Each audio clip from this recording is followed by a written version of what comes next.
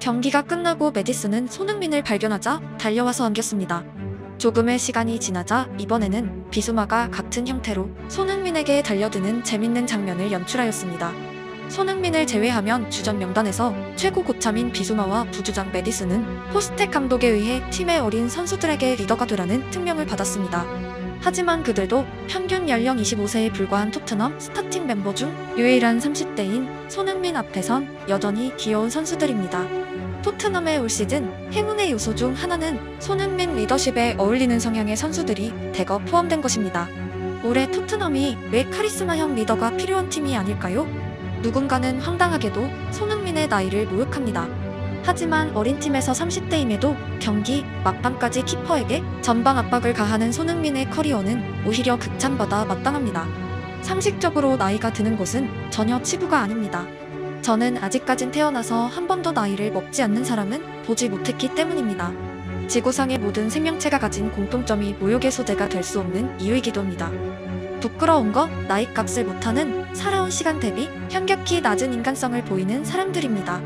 현재 토트넘의 2000년 대생 선수들 가운데 몇 명이 30세 이후의 나이에도 토트넘 규모의 팀에서 주전으로 살아남아 있을까요?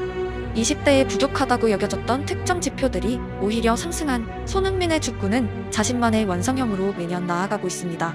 저는 10대의 손흥민 축구보다 30대 손흥민의 축구에서 더 큰 매력을 발견합니다. 그리고 손흥민도 누군가에게 안기는 장면이 더 익숙했던 시절이 있었습니다.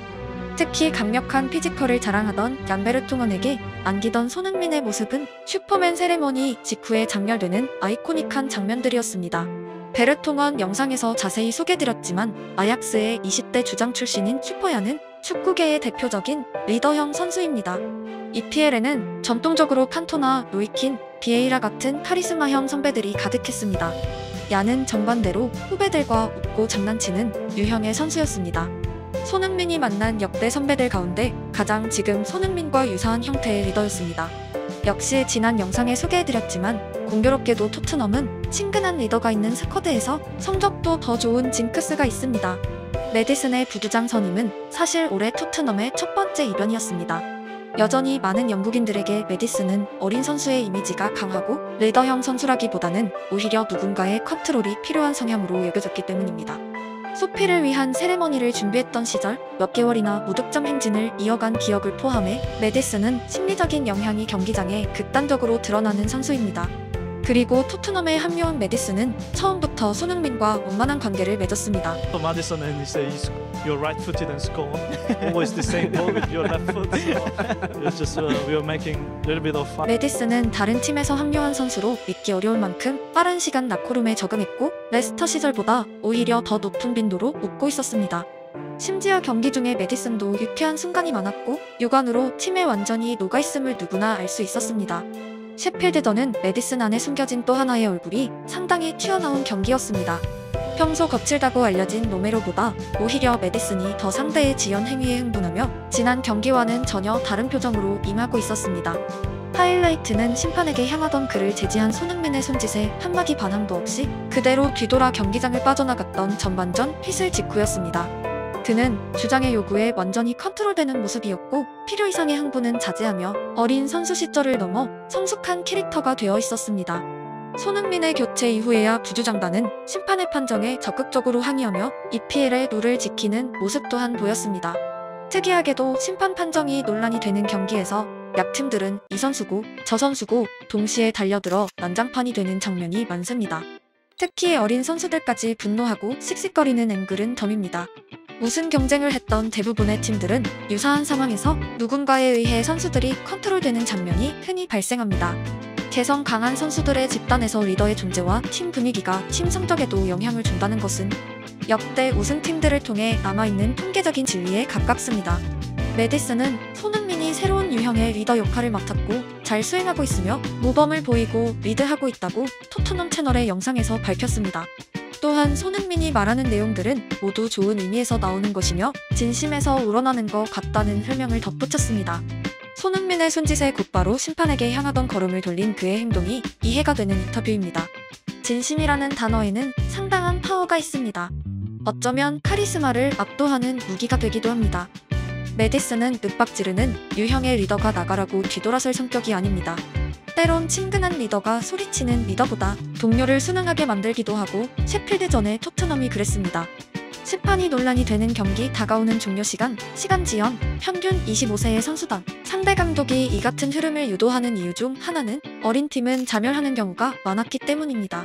하지만 토트넘은 오히려 상대방의 전략에 흥분해 스스로 넘어지기보다 오히려 필승 모드가 되었고 기적의 승리를 따냈습니다. 100분 만에 앞서 나가자마자 경기장에 누워버린 메디슨은 상대를 쳐다보며 씩 웃고 있었습니다. 그게 메디슨의 캐릭터입니다.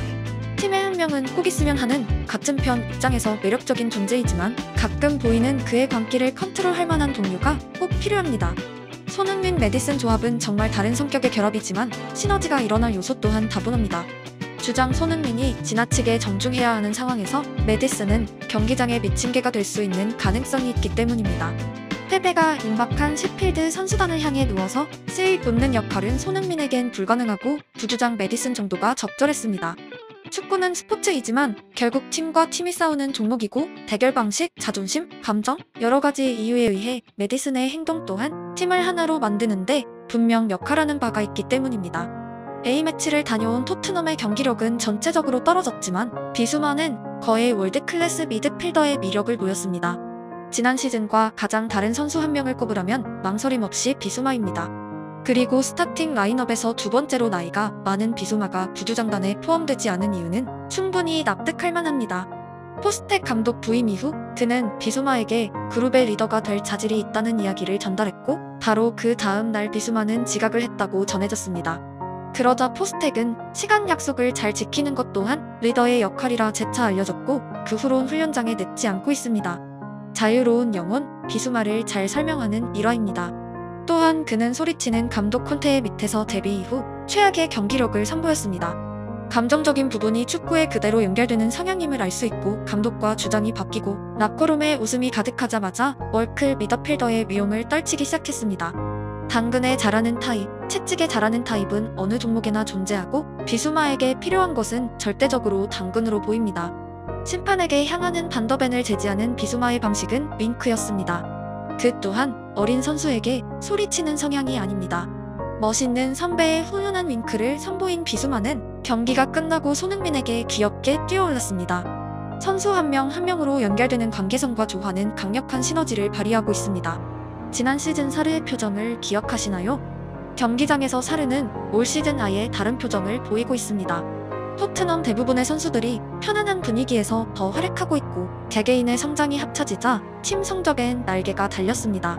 리더의 역할이 얼마나 중요한지 모르는 사람들은 아마 10명 이상 합쳐진 조직에 있어본 경험조차 전무할 가능성이 높습니다.